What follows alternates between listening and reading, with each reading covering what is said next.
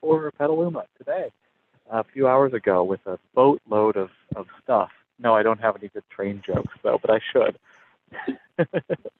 Nice to see everyone. I'm going to be a little quiet here in the background for most of the meeting, probably. For Petaluma today, a few hours ago. Perfect. All right, we're on the live stream. Welcome everybody to the meeting number 5 of the Informational Advisory Committee. Very happy to see you all. Thank you as always for making time for this process. We are so grateful, and making time throughout the week before our meetings. You all have just been truly a pleasure to work with outside of meetings. Appreciate your responsiveness and engagement. So today, as you know, we have a few different topics to cover. A broad outline for the day. Oh, welcome, Onita. Thanks for being here.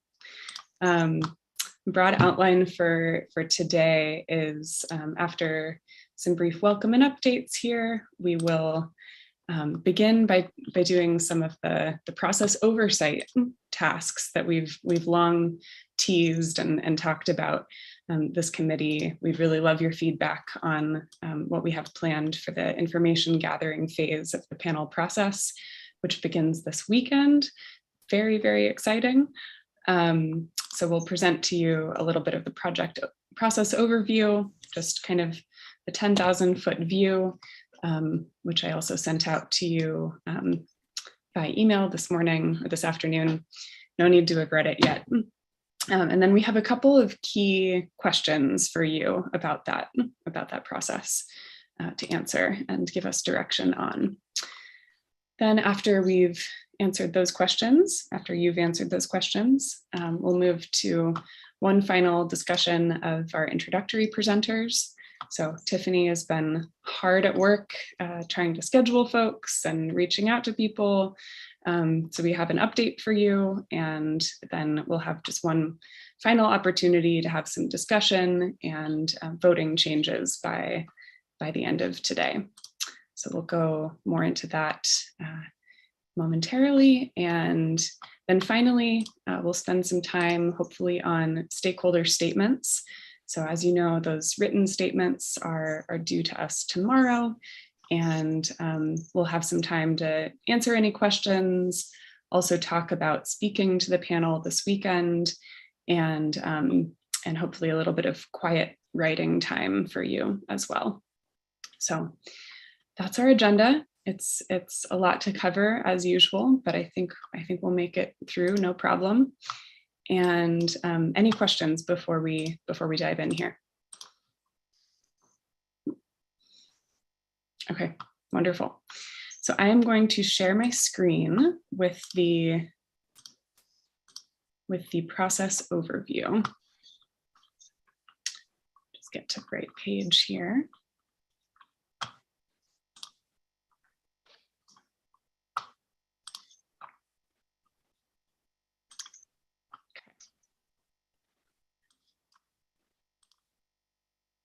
Alrighty. So this is, again, draft version. I said this in the email, a draft agenda, but this follows exactly the same format of what you will see in our public agendas once this is finalized. So there's nothing private here, just, we're waiting on some feedback from you and for some final process decisions to happen. So let's not share the document publicly, just so nobody gets confused quite yet. But this is exactly what the public facing agenda for the panel will look like, which you should find familiar because it's the same format as we use for this meeting or these meetings. So some overview. Day one, this Friday coming up soon, will be largely spent, of course, on kind of greeting panelists as they arrive, thanking them so much for their service to the community, some staff introduction, explanation of all of our roles, a process overview taking us from the full process, the full 12 plus days, down to this weekend and then that day. Panelists will have a chance to introduce themselves to the group, take just a lot of get to know you time, introductory time. Then in the later morning, we'll just do more overview of kind of how we balance privacy and transparency on the panel. Take a break, do some overview and orientation to how deliberative process is different than other kinds of processes, kind of what communication norms and elements we find to be useful, and follow that with some exploration of how folks participate in groups, little fun personality quiz. Everybody likes a personality quiz. That's really useful in informing group process. And then have folks really spend some time generating discussion agreements of their own. So a more fleshed out version of what you all did in this process. And then we'll dive into some lived experience with the fairgrounds. So in small groups, I forgot to mention these icons over here. This is the plenary session when everybody will be together. Those are the sections that will be on the live stream for the public to view. Also viewable from the public observer gallery in the room, which we'll mention more in a little bit. And then this icon indicates where we'll be in small groups with our small group moderators. Let's see, in the afternoon, they'll have a chance to begin diving into briefing materials from the City Fair Board and your stakeholder statements. We'll do some training around what good questions are, how to ask productive, collaborative questions. And then, as you know, first invitation for stakeholders on the IAC to speak to the panel is Friday afternoon. And then we'll do some debrief and closing for day one. And feel free to be taking notes or put notes or questions in the chat. I can't see everybody right now, but I'll come back around to questions when this is through. So day two, again, some more kind of orientation, onboarding activity in the morning. We talk about cognitive biases, and then we do some more kind of question generation and reading of your stakeholder statements before you arrive, and then speak to the panel.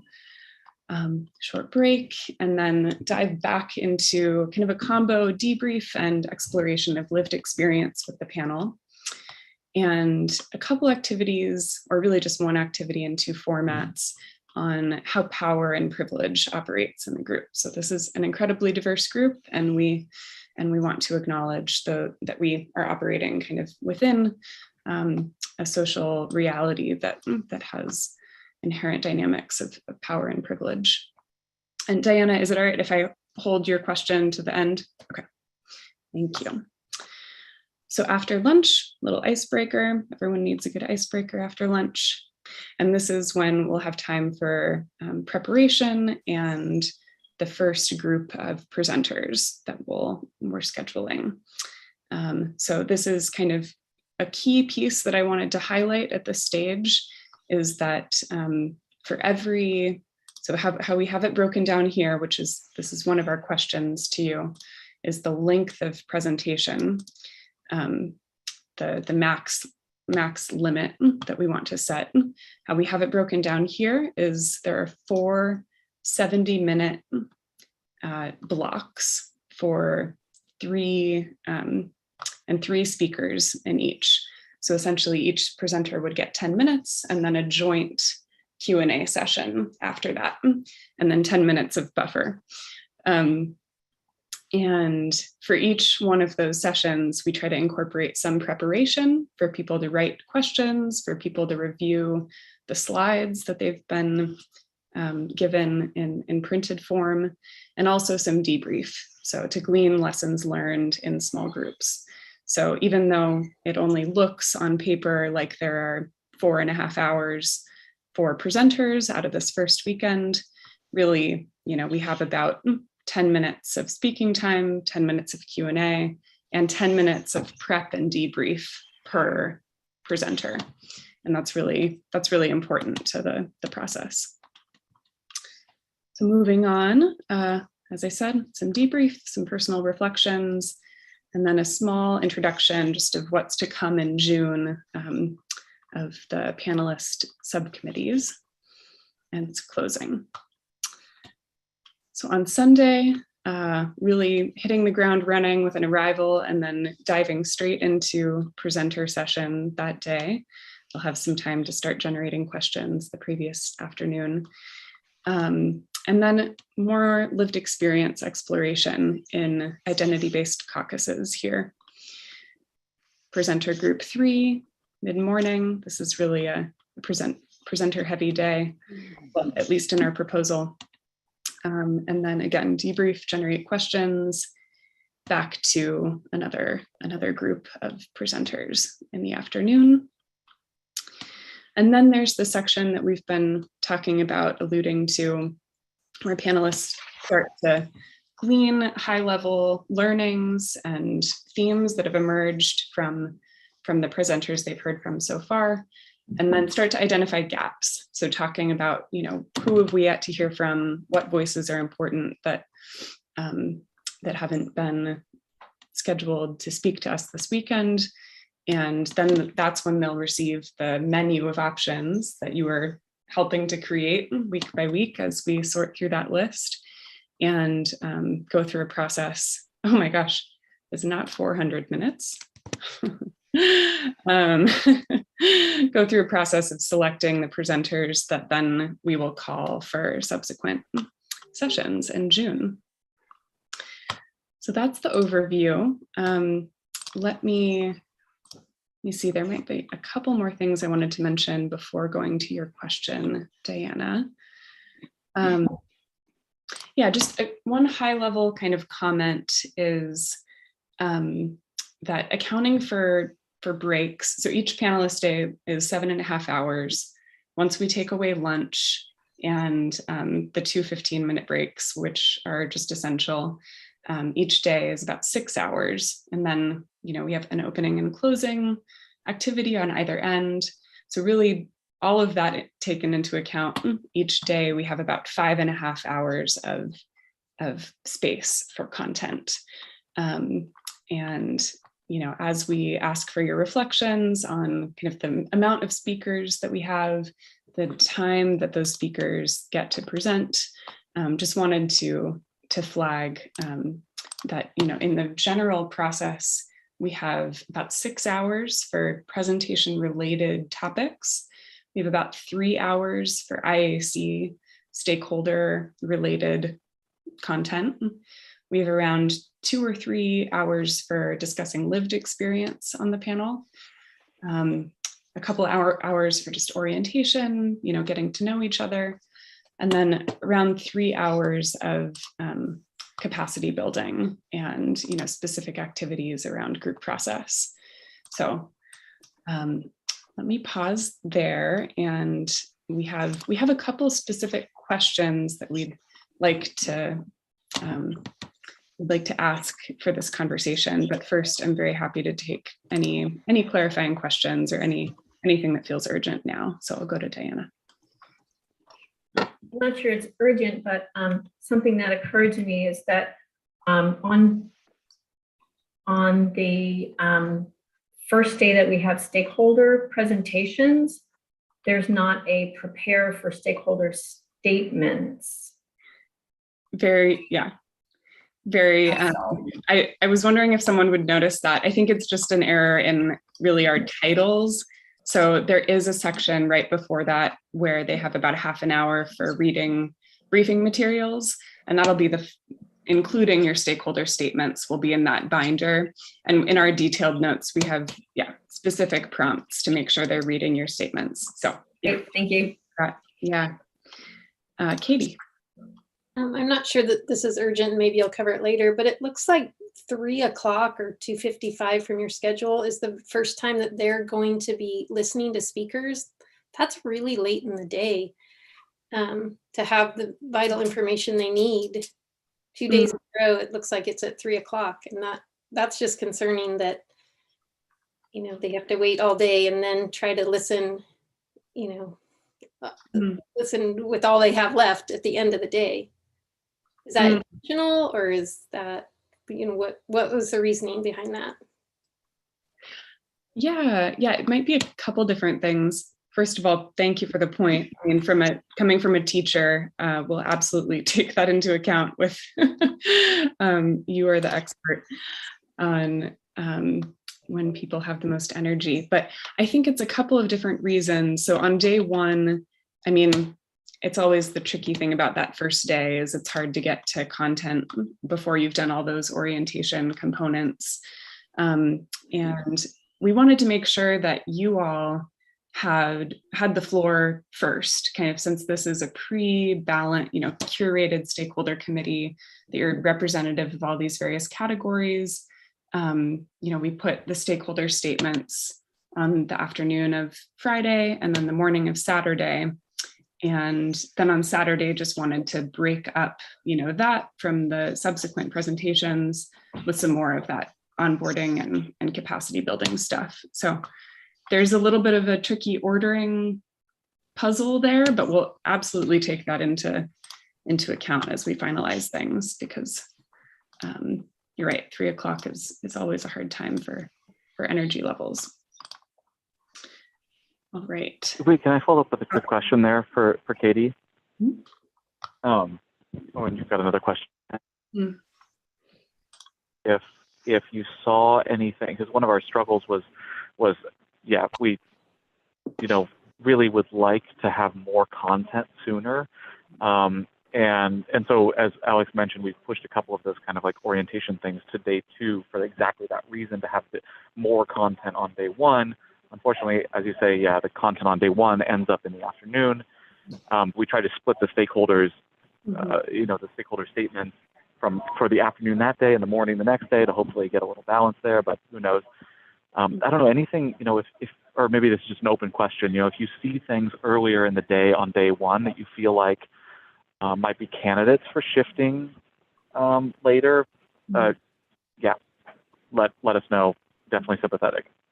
Mm-hmm. Mm-hmm. Yeah, thanks for that, Lynn.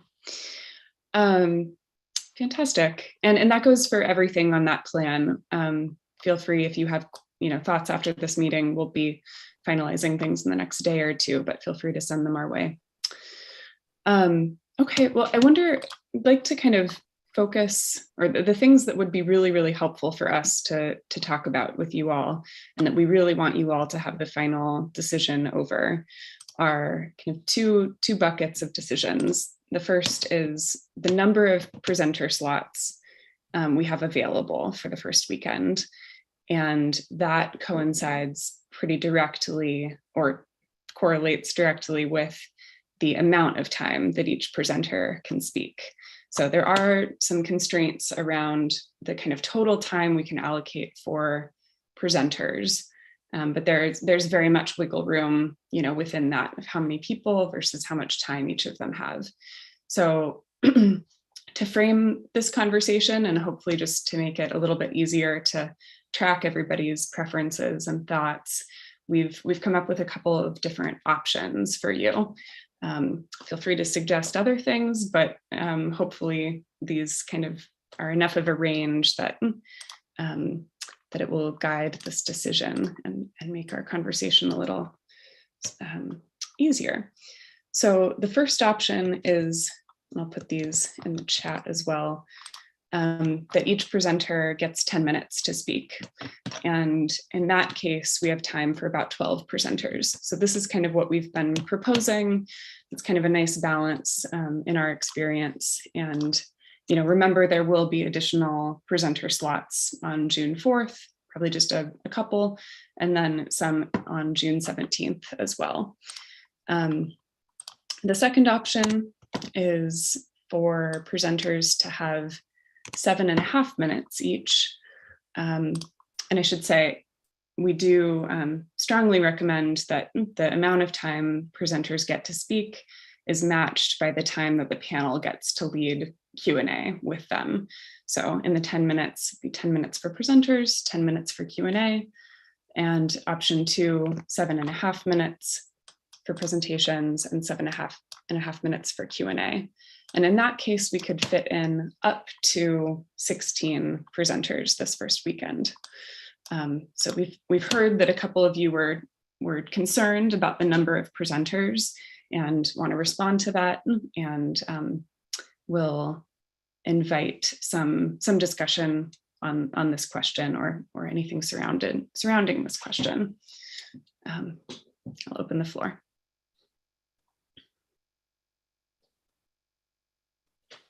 Yeah, Katie, go for it. Always have the questions. Is there a way like to take out some of your icebreaker time or condense some of the information you're giving the people there in a way to allow more presenters in? Yeah, I shouldn't have made that sound quite so locked in. We certainly, there are orientation activities that we feel are absolutely essential. There are some that there's probably a tiny bit of leeway around how much time we spend. So open to, suggestions in that vein, but generally, and fill in with your thoughts here, Lynn, generally the activities that are there come from this decade of designing processes like this, and feel all very important to kind of folks knowing how to interact in group processes like this one, kind of doing some personal reflection around, styles of participation, of power and privilege, how that operates. Anything to add there, Lynn, in terms of kind of how flexible we are with those other components? No, I think that's good. I think, there are some things that we feel strongly about that are sort of not information related that we would want to keep, but there's definitely if we hear a lot of pushback from this group on hey, we need to find more time, then we'll work on finding more time in there and maybe spacing some of those activities out through other days later on. That's definitely an option.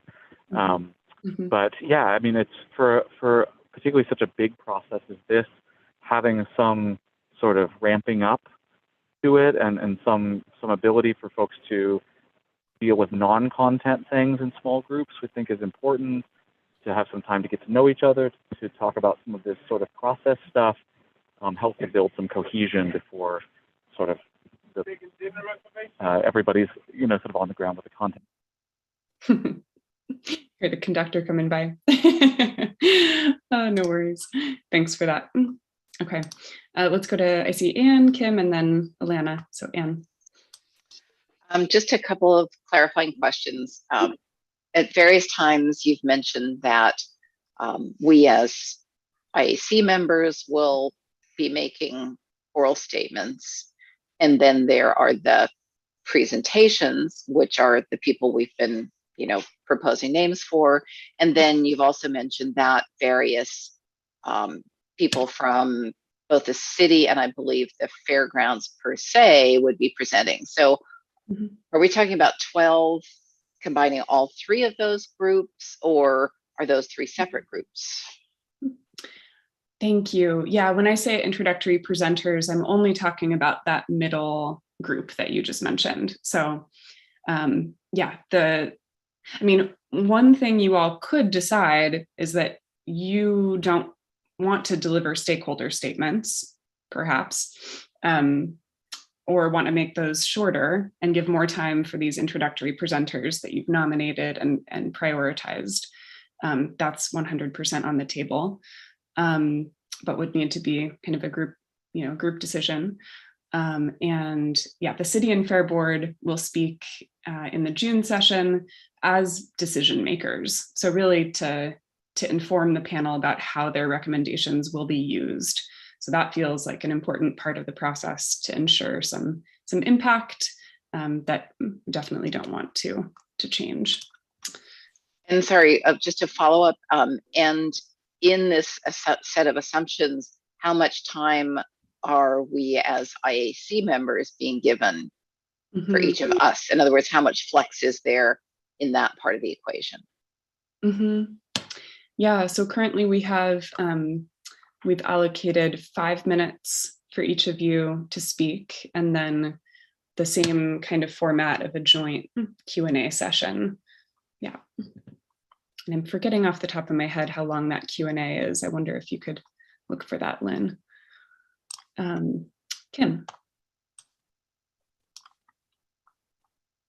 So I just want to make sure that I'm understanding that at 3 o'clock in the afternoon, this people on the panel, or the group, I'm sorry, will start reading our stakeholder statements and then listening to all of the presentations from both us as well as the representatives selected by the group to provide a presentation. And those presentations come with a verbal and an audiovisual component on that time, in that time. Is that accurate? The last point you said is definitely accurate. There's verbal and audiovisual and printed materials. Okay. The timing is a little bit more complex. So on the first day, I believe you're right, the stakeholder statements start at 3 in the afternoon. And then the following day, there's a presenter group, a group of stakeholder statements in the morning, a presenter group in the afternoon. The next day, there are 2 presenter groups in the morning, 1 in the afternoon. So it's kind of distributed as much as possible throughout the weekend. Okay, so we're going to ask the group to evaluate the 13 written statements from this group and digest that material in a half an hour. Is that accurate? No, there are 2 different opportunities for at least 2, probably more than that actually, for panelists to engage with the written materials and prepare questions. So they'll have time to read the 20 pages of briefing materials, your stakeholder statements, and come back to that time and time again in their kind of preparation and debriefs. Yeah. So is that time outside of what is in the document, the outline? No, you'll see those referred to as I believe debriefing titles, but preparation, generating questions, reading briefing materials. Yeah, certainly want to give folks as much opportunity to move between those learning modes as possible, and at a variety of times during the day, and mixed in with other content for folks to help, stay fresh. Okay, thank you for the help with the titles. I see the time allocated now. Thank you. If I can just jump in with one thing there, yeah, thanks for that. Because we'll know in advance, hopefully, who's sort of scheduled for which time slots, then the panel will be told, hey, the next time slot is going to have this person, this person, this person. So those are the statements to focus on and prepare for. Mm-hmm. Yeah, thanks. John. Hey, good afternoon, everybody. I just kind of am reflecting on something that Katie said about the IAC members being at 2:55, and I really think that the orientation stuff should be on day 1. It would be nice to have something as important as the stakeholder presentations to be first thing in the morning when they're fresh and have already had all of their orientation materials given to them, ready to get the process started, where at 3 o'clock in the afternoon, everyone's going to be thinking about how do I get out of here? When can I get out of here? And what's for dinner? It just seems a little interesting that it's at the very end of the day when people really aren't fresh, and the group dynamics, they're tired from all that information they've received all day. And will they really even be hearing what the IAC has to say?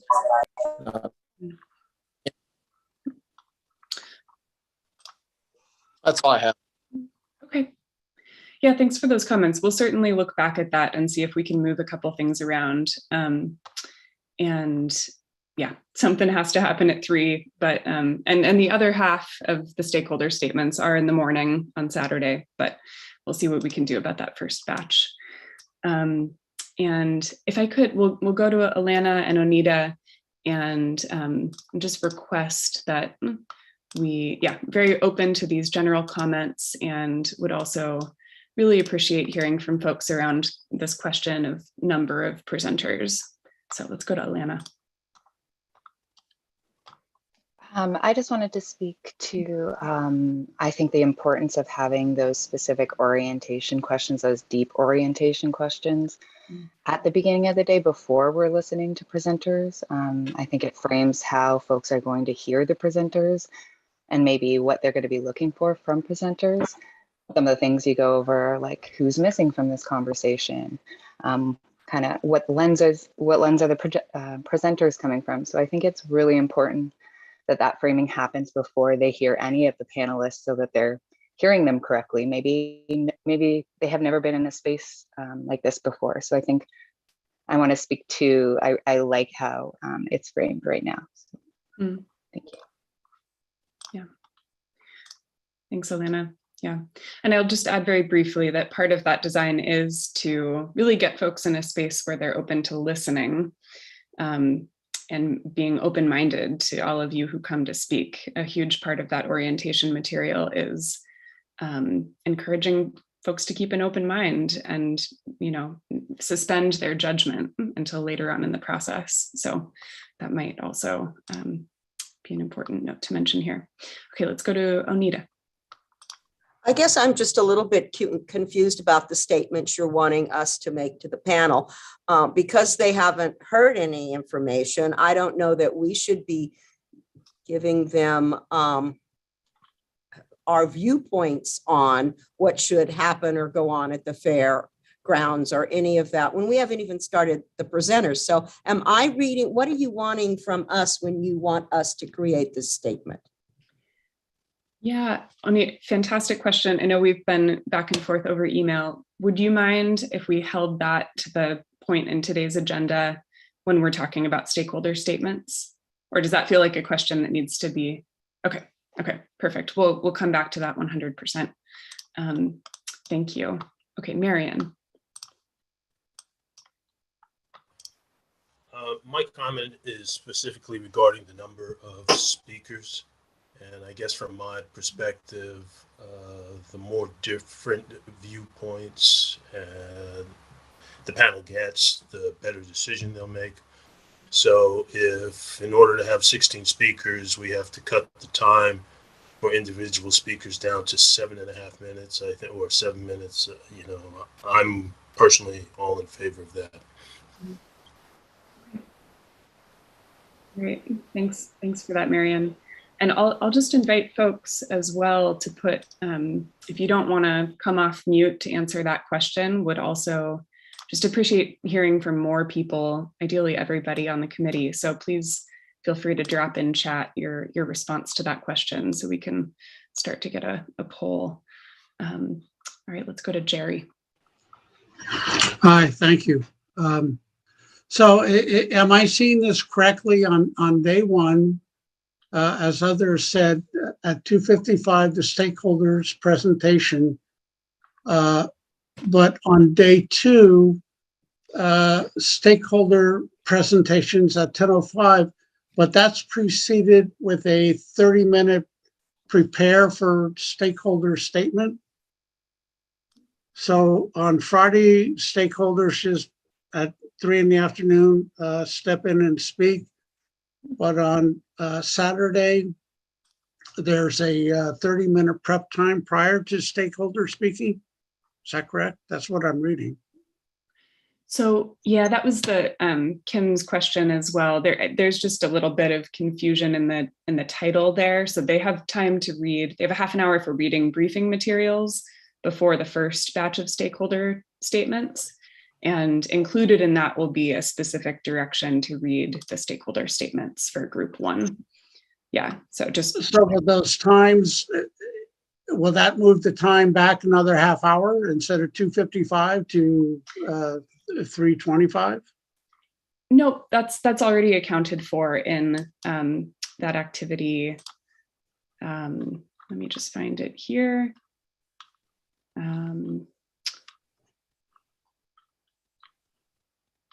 The introduction to briefing materials.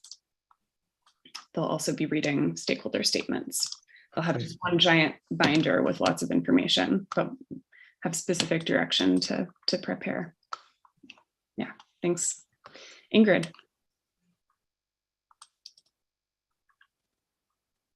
Hold on one second. I was thinking about a question and then I forgot. I'll raise my hand again. Okay. All right. Sounds good. All right. So I've put these kind of options back in the chat a couple times, and I hear Marion has a preference for more presenters. I see Diana prefer to have IAC stakeholders give up 1 minute in order to expand more speakers and keep them to 10. Okay. Lynn, would you mind running a little math on that and seeing if that would work? I think. Yeah, I'll do the math on that. Okay, thank you.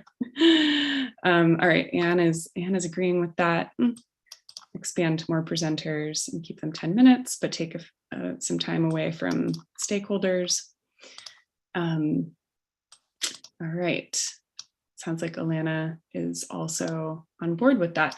So let's kind of consider that as another option here. Maybe that becomes option 3, just to take a little bit of time away from stakeholder statements, your verbal statements, and be able to add in a couple of more introductory presenters. Other comments or alternative, other preferences? Oh yeah, and to Lynn. Yeah, no, it's just I don't know if you mentioned Katie's note here about icebreaker time or consolidation there, and also the math actually is fairly simple on that. It wouldn't do that much because those statements are already fairly short. It would allow time for about 1 more presenter, reducing your time by 1 minute each. Okay. We could maybe combine that option with some some small reductions in other activities without cutting into the main kind of process orientations that a few people voiced support for. Yep. Okay. All right. Totally. I bet we could free up time for at least a couple presenters. Yeah, totally. Okay. Let's go to, I think Marion, was your hand up from earlier? Would you mind lowering that unless you had something else? And I'll go to Anna.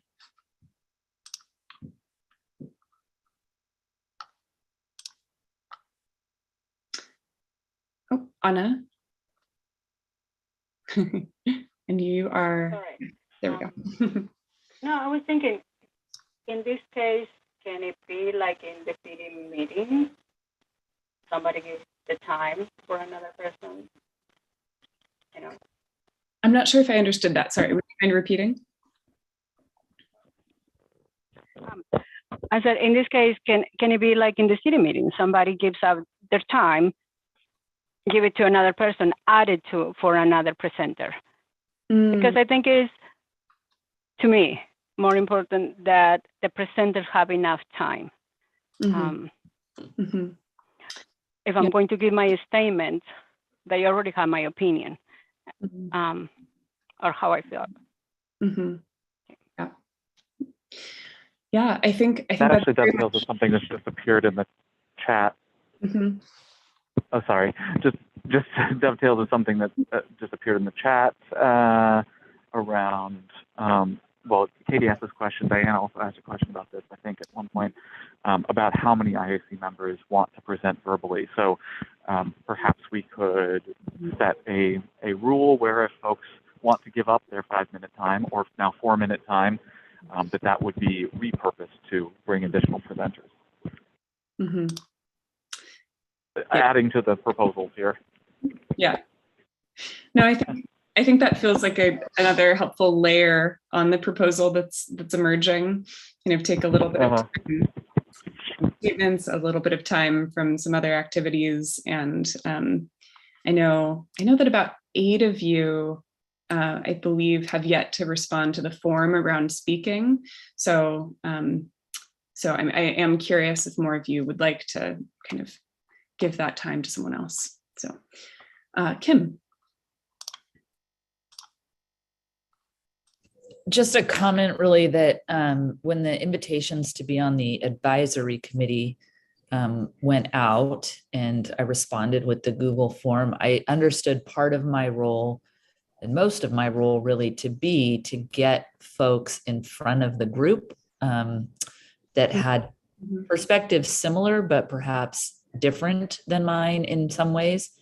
And I think more perspectives about the issue around the fairgrounds and its future use is an important aspect of this process. And my time is what I have to say and what I have to contribute is important, but I feel that other groups and individuals, hearing from them is going to be more important, because it's, as Anna said, they're going to have what I think in front of them on a piece of paper. And they're not going to have that from the other folks that I may have nominated, or Katie nominated, or Anna nominated. And those folks, their thoughts matter as well. And I understood that to be part of and most of the role of this advisory group. So I would prefer that time be allocated to those folks and support that idea of giving up a minute or two or 4 minutes or whatever it looks like to them rather than to me. Okay.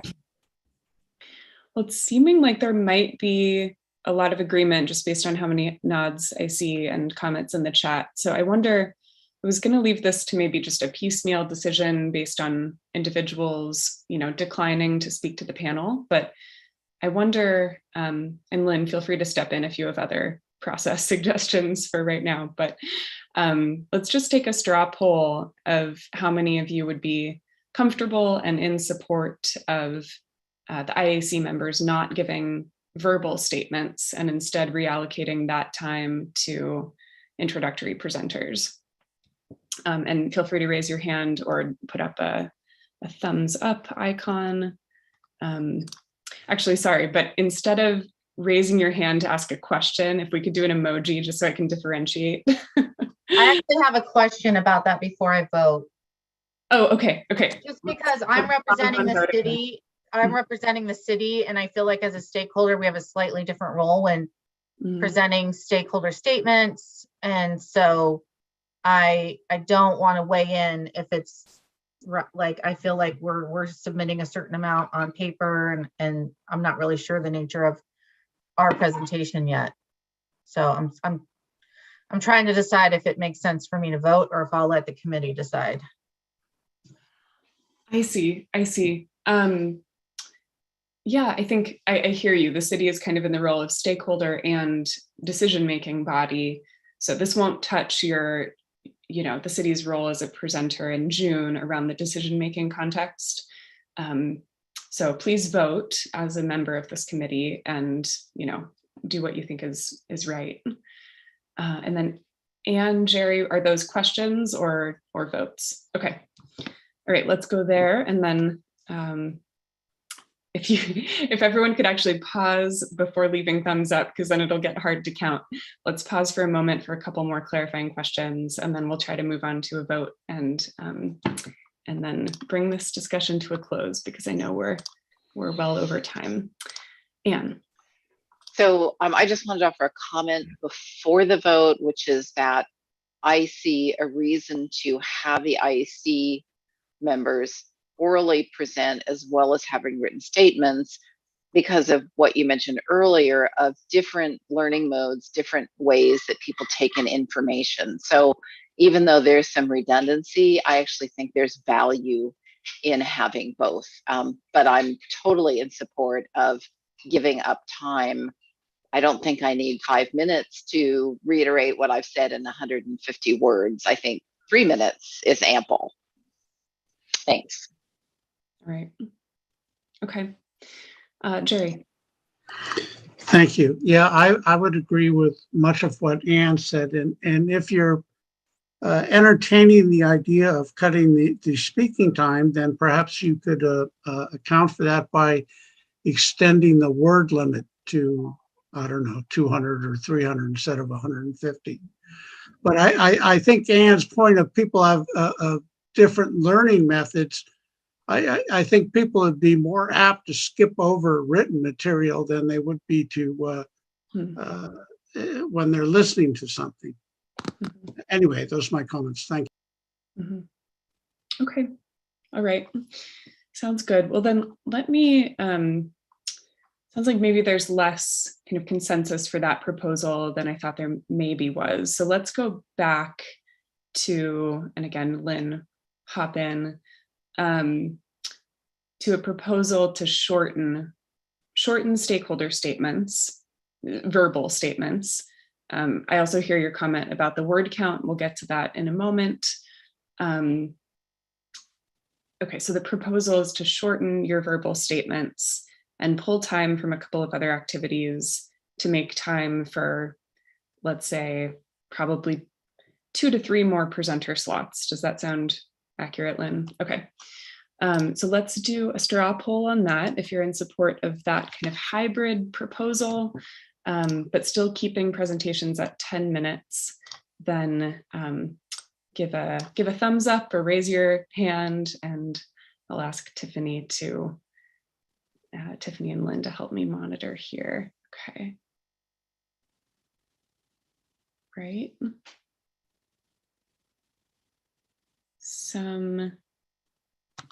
Let's see. Yeah, Jerry, not quite sure. Hector, Marion. All right. It sounds like. Well, you're talking about giving up time for additional speakers. I guess I'd kind of like to know who the speakers are going to be. Yeah, and that'll be our next topic. That was going to be my question, Jerry. And I did go to the spreadsheet because I was curious if we were talking about 4 speakers, like who they were, and were they adding more, like were they repetitive, or were they adding more? And right, I mean, right now there's it's pretty spread out. So I mean, you'd have to look, but that was something I was thinking about. I just want to note it's probably hard to determine who those extra folks exactly would be because of the scheduling. There's some folks who are scheduled. There's some folks that we're still working on, moving through the list in order. So I think it's going to be pretty hard to see, who exactly would make it into those next few at this stage exactly. Yeah. Okay. Well, I see your question in the chat, Christy, around voting, and I wonder if you wouldn't mind holding that to the next conversation, which will be all about the final voting process for those presenters. I think what I want to suggest, since there are a few different proposals on the table still, is a vote in chat, and we'll kind of expand the options from what Lynn and I laid out earlier. We'll have those 2 options plus an option to shorten stakeholder statements and other activities slightly. Lynn, I wonder if you could, or Tiffany. Yeah, I have a suggestion here. That because there's sort of a lot of complex things, and I know for some folks sort of the reduction of verbal time may be okay, but only if there's an increase in written time. So I think because there's now quite a few more variables here, which is great. Like, this is how negotiations happen. But it's going to be complicated to do in the amount of time we have. But I'm wondering if everyone could put their preferred option in chat. I guess that's what I wanted to propose, Alex. Instead of voting on sort of preordained options, since there's quite a few different things here. And then hopefully we will see from that there's a wide majority that sees this, slight reduction if this, or, et cetera. So does that sound all right, Alex? Okay. Yeah, that sounds great. I think that's just because there's sort of a lot. Yeah. Yeah, there's a lot. That would give us a more complex view of understanding of what you all actually would like. Yeah, that's perfect. Thanks for that. Okay, so, and that actually allows us to, let's expand that question to address what Lynn just mentioned, also the word count on your stakeholder statements. So that was going to be our other kind of request for guidance from you all, is the word count for those statements. So seeing these two as linked, would love to just get your qualitative feedback in chat on, yeah, kind of number of presenters, what should be changed according to the conversation we just had, and whether we should keep the 150 word count limit for stakeholder statements or bump that up. And if we're bumping it up, kind of how, what you would prefer. And I'll just give the small caveat here that our primary concerns with word count not going too high, like over 200 or a little bit above that, would be challenging for our interpreters or our translators to get done in the time. Alex, so I'm sorry, can I interrupt for just a minute, because Christy's hand has been up for a little while, and I didn't know if she had something to comment about regarding the timing and the giving up of minutes and whatnot, and expanding presenters. I just wanted to make sure. Thank you. Yeah, I saw her. I believe, Christy, your question is about voting, and I asked if we could hold that. Is that all right with you? So more than just voting, I actually had a question following up from last meeting that you said we would talk about in this meeting, which was designating a certain, because I had said I thought we were jumping the gun a bit on deciding which presenters we should automatically have folks from both sides to talk about what's legally possible so that we know where to go from there. So I was kind of asking, since we do have so many proposed presenters, did we talk about that more? Did we explore that option? Where was that at? Yeah, so that also will kind of, I think, be a part of our conversation when we look at the presenter ranking and how things have shaken out over the last week. You'll have kind of one last opportunity to make pitches to your fellow committee members about anything you think should change on there and your rationale.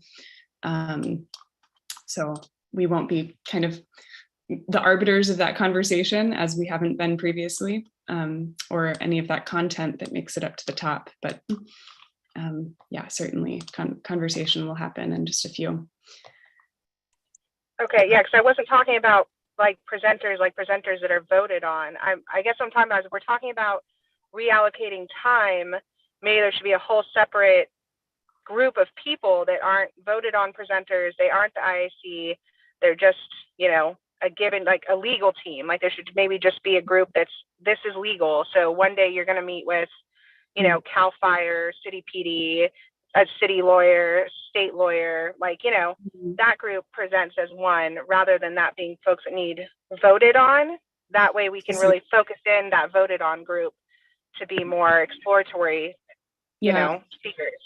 Yeah, okay, thanks for clarifying. Yeah, so I think that'll be encompassed in the opportunity that the kind of decision-making bodies will have in June to give the panel some information about the context for the decision, right? So they'll have an opportunity, City and Fair Board, to decide who they want to speak at that stage, and that will be really for the sole purpose, or for the purpose of informing how the panel's recommendations can have impact.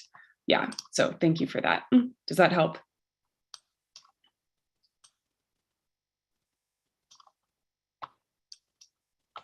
Okay. I'm not hearing you, but feel free to put in chat. So thank you so much, everybody, for responding. Is there, let's see, Lynn, Tiffany, help me out. Is there anybody we haven't yet heard from in chat on those questions? Do you feel like we have enough information to work with there?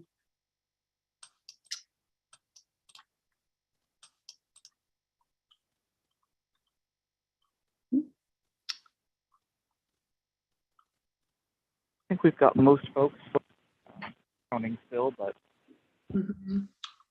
and feel free to continue to put that stuff in chat as we go forward. Yeah. Okay. Yeah, feel free. I think given that it's 5 and we have a couple more conversations to cover. Let's let folks continue responding in chat about that. We'll do our best to kind of find the option with the most support, and we will email you with what that decision is and our kind of rationale and anything that we've gleaned from those comments. So that's as transparent as possible. Okay, thank you all for that rich conversation. We really do appreciate it. Lynn, do you think we're good to move on, or was there anything else you want to add before we do? No, I think we should get to this last thing on the agenda just so we have time for it. Yep. Yeah, great. Okay, so let's move on to discussing presenters. And to clarify, yes, just the presenters now who you all have nominated and ranked. Appreciate the call to clarify our terms always. So Tiffany, as I mentioned, has been doing an amazing job all week, contacting presenters, asking you all to help provide us with contact information. So thank you for responding to her requests. We're still hard at work behind the scenes doing that, but just want to give you a little progress report, show you who's available, who we're still trying to track down, and then kind of crowdsource some missing contact information for anybody who we haven't yet been able to identify or to reach out to. So I'll pass over to Tiffany. And Tiffany, would it be helpful for me to share my screen with the list, or do you just want to talk about it? Yeah, if you could share the screen, but before I take over, I see that Katie's hand is up. If she has a question, we should address that. Yeah, I just wanted to know your process a little bit, because when we ended our last meeting, there was a list of, that everyone had voted on, and I know those had changed. So you reached out to some of those people in the top 15, and so they've made, I know a couple people have made places in their calendar or have made videos or starting on those. And now with the new list, they're down quite a ways. So I'm just wondering the purpose of getting all those people ready to speak when they may not even get to speak. Yeah. So Tiffany has, I think, done a great job at reaching out to folks and has been really clear that we're sussing out people's availability at this stage, and that you all were going to be finalizing those invitations today. So it's very clear, for folks to not count or consider themselves a confirmed presenter until this evening after you all have met. And absolutely, because we got a little delayed, would have been ideal for that to happen last week, but here we are, and we have a number of people who are available and on standby, and yeah, we'll proceed. Does that help, Katie? Not really, but I guess we'll go through this process. All right. And I don't think that anybody, actually, it might be helpful to see this list, because nobody has moved around. Nobody will be that disappointed, I don't think, let's say. None of the nominees. Okay, over to you, Tiffany. Okay, thank you, Alex. So if anybody is looking for this sheet, first of all, I just want to say it's in the all nominations Google sheet that we sent out. And you can find it underneath the tab right here at the bottom, marked results take 5, 5-9.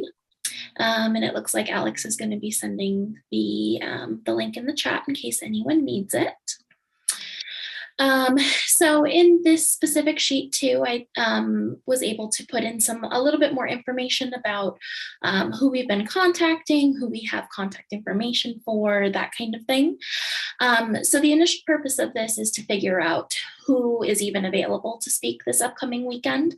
Because as you can see from the sheet, there are quite a few people that are not available to speak.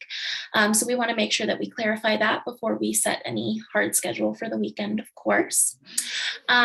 So you can find whether or not people that we have initially contacted are available in column E, either with a Y for yes or an N for no. I also coded them with green and red, so it's a little bit easier to tell. In the column over from that, we have whether or not we have received contact information from you all or other contacts that we have in the community for these specific people or organizations. Thankfully, thanks to you all, we have most of the contact information for the top 30 or so on this ranking sheet at the moment. There are a few that we don't have the contact information for at the moment. I should have contacted most of you, those of you who supplied these nominations about forwarding on contact information for these people or somebody within the organization that was nominated. So if you are seeing something up here that says that the contact information has not been received and you were a person that nominated this person or the organization, if you would mind either just sending me their information in the chat or responding to my email that I sent out last week. I believe I sent it out last Wednesday. So if you were able to do that, that would be absolutely amazing. Alex, is there anything else that you wanted me to talk about related to this? No, I don't think so. Several of the folks who you don't see any availability for yet, Tiffany has reached out to everybody in the first 30. Is that right? Yes, there are a couple that moved up in the rankings as of this morning, and they are a little bit further down. I believe they're in the 20s that we don't have contact information for, and I have not contacted quite yet, but I believe that's just Matt Sharkey and Michael Flores. Otherwise, everyone else has been contacted. Okay, great. So yes, thank you for dropping any info in the chat that you have. That's really helpful. And I think what we want to, actually, I was going to pass it along to Lynn at this stage to help facilitate just kind of our last. Oh, actually, no, there was one point I wanted to mention before we discuss, and that is because there are some folks who aren't available, which is totally understandable and expected and normal. We will very likely be following up with them to see if they're available to present in a June session. So before we had said that kind of only panelist selected presenters would present in June. We want to make a couple exceptions to that. So yeah, just to put that on everybody's radar. The availability is only for the May session. One other question. And just to be clear about that really fast, that doesn't change the ordering here. That's still that's just an attempt to, that's still according to the order that you have selected here. That's just trying to be a little bit more flexible given the week delay that we had in this process to make a few of those slots available a little bit later on down the road. But again, according to your order. Yeah, thank you. And the other question we have for you before we put it out for discussion, and I'll let you facilitate, Lynn, is whether, for folks who aren't available, whether we should extend the invitation to, whether we should let them pick someone else from their organization to speak. So there are a couple of those that were specifically, so-and-so or any other representative. And if the committee would like to tell us to note for anyone who's not available, extend the invite to someone else at their org who can speak to that topic, can certainly open it up in that way as well. Okay, over to you, Lynn, maybe to facilitate this last little piece. Totally. Okay, thanks. Yeah, and if I could just, I know if you have views on that particular topic, because that is yet another little decision point here, we'd love to get as many views on that as possible. So if you can put a yes, extend it to organizations, or no, don't extend it to organizations in chat, we'll note those and go accordingly. Make that decision accordingly to your desires. So please put that vote into chat as well. So just really fast, we won't be doing a go around like we did last time, but just want to make space available for anybody who, is looking at this list, sees something they want to say. As we mentioned before, trying to leave this open for voting as long as possible here. I think we have decided that we need to cut it off at the end of the day today. So deadline of 11:59 p.m. tonight.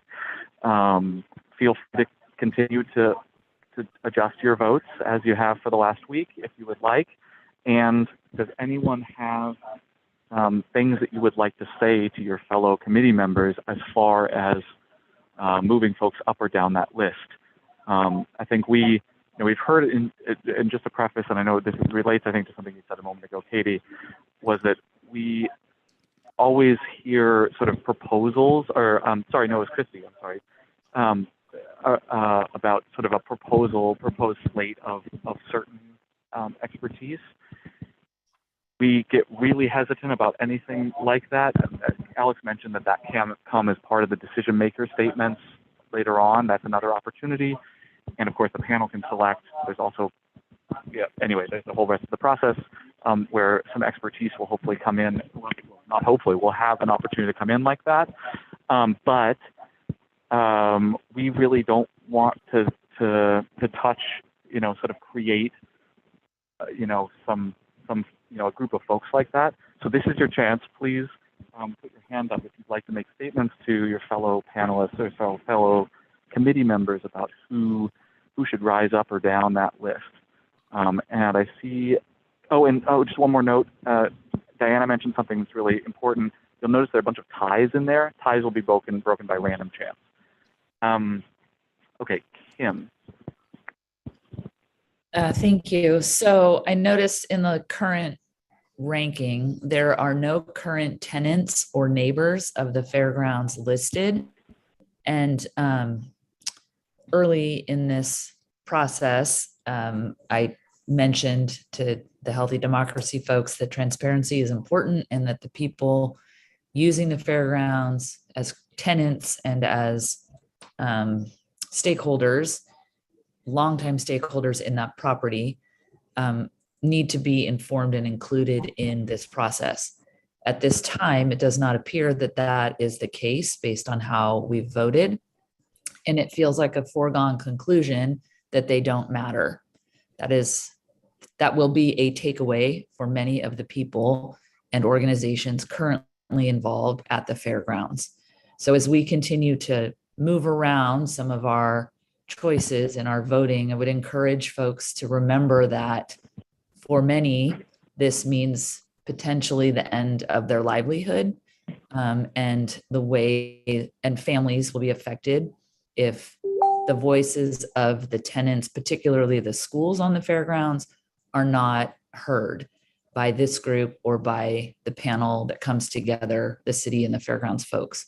So I would encourage all of us to reconsider where their place is in this conversation. So there needs to be a spot for everybody to make their opinions and concerns known. And how we do that, if it's only through our recommendations, then that's the only way they're going to get to be able to speak about those things. And then I do agree with some of the comments in the chat about extending nominations to people who would have similar areas of expertise and experiences. I agree with that. And I would, however, I would preface that with the currently nominated organization, as opposed to all these new people now getting on the list, where I have to go back and read about their area of expertise and whatnot. I would hope that it would come with come from the organization that's already been nominated, and the rationale would mirror the original nomination. I don't have a lot of capacity to go back and now read about new people that are being nominated for this process. There's just not a lot of bandwidth left. And I would be frustrated if it was brand new folks, welcome to the party, and like, whoa, I just don't think I can do it. So yes, I agree extending an alternate, but not a brand new thing. Oh God, yeah. Thanks for that clarifying. Yes, our only, I think we wouldn't be comfortable with that either from a process perspective. So the only proposal on the table here was to consider folks from the same organization or not. And just I should have said this before you spoke, but do you have a particular nominee? And please, anybody else who's about to speak, please make particular suggestions to your fellow committee members for who they should vote up. Kim, do you have a specific recommendation? Well, I think that I think the Speedway is important. Whether we agree with the presence of the Raceway at the fairgrounds or not, I think it would be important to hear from the spokesperson from that group. And I think that the agriculture community, Stephanie Larson is on the list. I don't know how high she is anymore, but I think that someone from the agricultural education community would be an important component to hear from, as it involves a large swath of the youth of the district fairgrounds. And it would be important to hear from them as well. Okay, super. And to everybody else, please keep that in mind as well. I think we have Jerry next.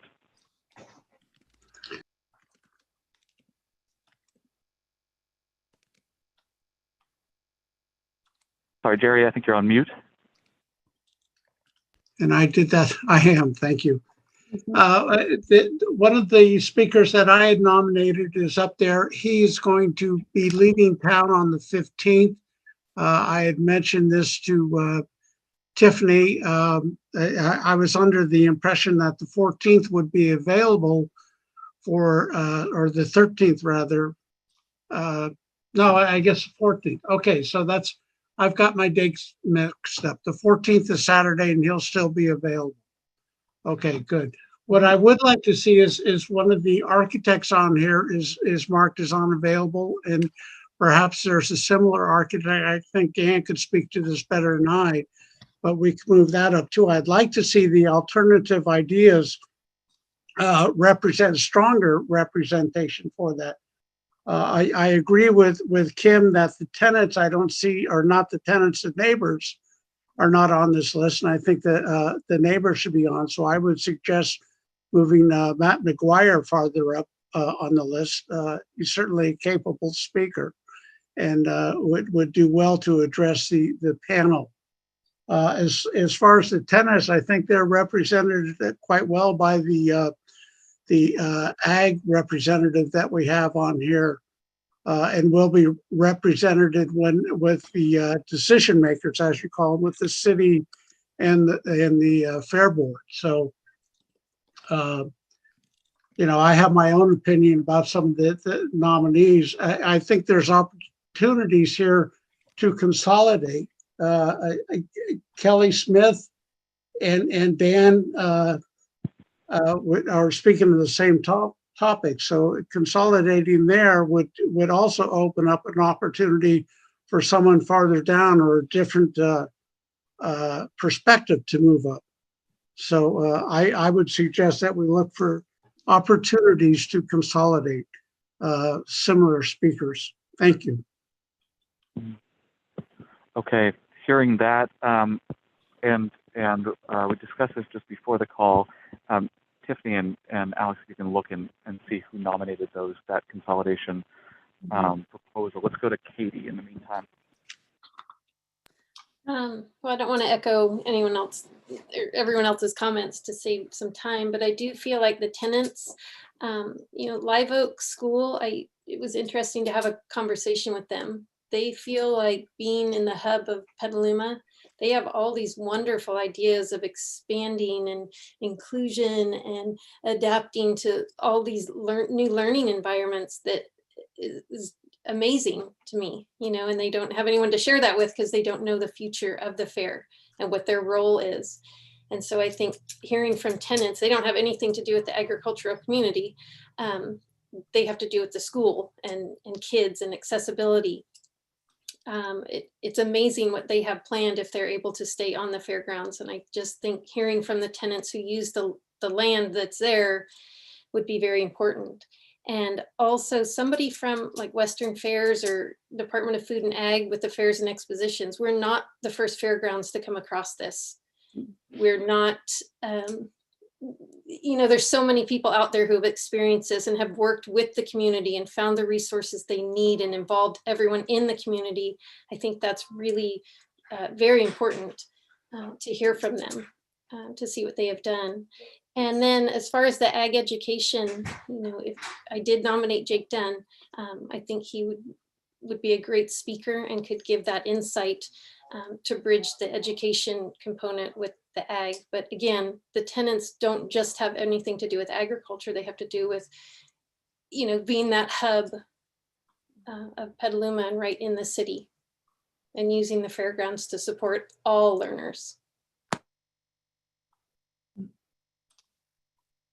Thanks, Katie, and thanks for the specificity there. Let's go to Christy.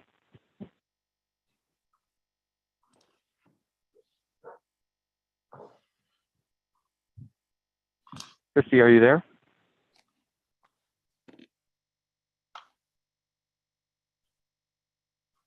Not hearing Christy. Maybe that was an old hand from earlier. Not sure.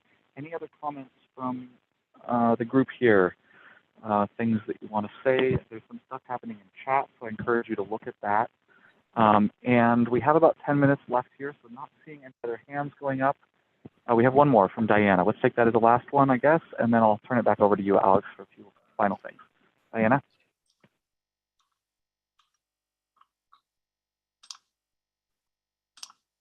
Oh, you were muted. Oh, sorry. I don't see Jake Dunn on my voting list. I don't know what row he was or what organization he's associated with. So if somebody could clarify that in the chat, I'd appreciate it. Also, we really would like to get a neighborhood leader up there. Moira Sullivan or Matt McGuire could speak for the neighbors. They are the ones most affected in the community. It looks like we might have an answer to that in chat. Thanks very much, everybody. And remember, this will be open till midnight tonight, 11:59 tonight, technically. And before we turn over to a new day, and I'll turn it back over to Alex. Sorry, did you call me earlier? Yeah, I did. Yeah, did you have something to say? Go ahead.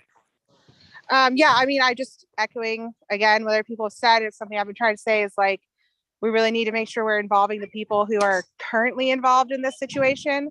I know there's a lot of big dreams, but when you're going to bake a cake, you need to know what ingredients you're starting with. So I would encourage people to vote up, our current tenants, our neighbors, the state who's already involved in the lease. The city already looks like it has some good votes up in there. And I'd like to just see that all kind of level out. Visionaries with tenants, with city, with state, I'd like to see like a good, even mix so we don't get a lumpy cake.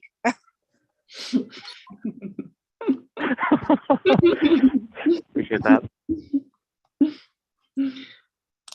Alrighty, thank you. I love the lumpy cake metaphor so much. All right,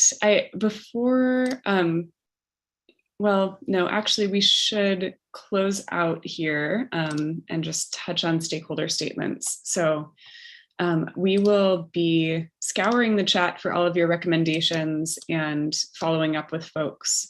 If you can give a moment to look at the chat and see if anybody has suggested a change related to your nomination, we will only be changing things if the original nominator approves it, just like last week. So go ahead and give us approval in there or not. Diana, we are about to move on to just talk about stakeholder statements. Is this, yeah, do you have a quick thing that is urgent? No, I'm sorry. I'm still trying to figure out where Jake Dunn is on my voting list. And sorry, I still can't see it. I think it's line 29. Is that right? Not on my list. No. So if I could just chime in, Jake is the current president of the Agriculture Teachers Association in our section, and is a current ag teacher at Petaluma High School. Wesley is a teacher at Healdsburg High School, and both could do the job. Jake is more local. He's from Petaluma, born and raised, and probably could speak a little bit more about historical context and how all of our students use the And I'd be facility. glad to vote for him, but on my voting list where I'm voting, line 29 is Allison Keeney. So just not seeing what you're seeing. I'm looking at May 9th, and Allison is not line 24 on In my order list. to change my vote, I have to find it on my voting list, not on the. So I wonder. I was looking if it's helpful, you can use the find tool to find people under edit, find and replace. Are you guys sure that his name is on the list? Can I make a request that folks who are seeing it type the organization that Jake is affiliated with into the chat so that Diana can use that search function. And if there's still any confusion, Diana, we'll circle back. Okay, thanks. Promise. Yeah. Fantastic. So unfortunately, we won't have time to work or have quiet writing time on stakeholder statements today, but I do want to just circle back around to this as a reminder and what looks like a decision from the chat earlier about the length of statements that we're inviting, or kind of a proposal based on that information. So stakeholder written statements are due tomorrow.